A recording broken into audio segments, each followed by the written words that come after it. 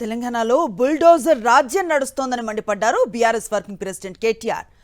వెలుగు మాటలలో పేదల ఇళ్లు కూలగొట్టే ప్రభుత్వం ఘోర తప్పు చేసిందన్నారు. ముగ్గురు మంత్రుల బినామీల కోసమే పేదల ఇళ్లు కూలగొట్టారని ఆరోపించారు. వెలుగుమట్ల బాధితుల పక్షాన అసెంబ్లీలో ప్రశ్నిస్తామన్నారు కేటీఆర్. ఖమ్మం జిల్లా వెలుగుమట్లలో ముగ్గురు మంత్రులు వారి బినామీల పేర్లు కూడా నేను చెప్తా ఉన్నా.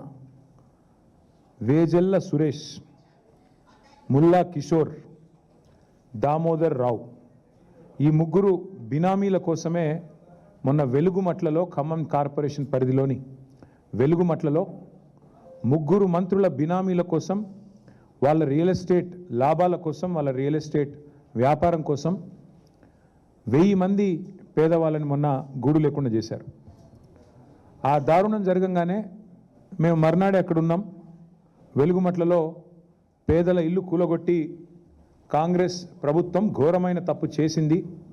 ఇది దారుణం. ఒక గాజాలో ఎట్లా అయితే ఒక భీతావహమైన వాతావరణం ఉందో, శిథిలాల నడుమ ప్రజలున్నారో, ఆ పరిస్థితి వాళ్ళ వెలుగుమట్లలో మాకు కనబడుతున్నది అని చెప్పి ఆ రోజు పత్రికా మిత్రులతో చెప్పాను, అక్కడున్న ప్రజలతో కూడా చెప్పాను.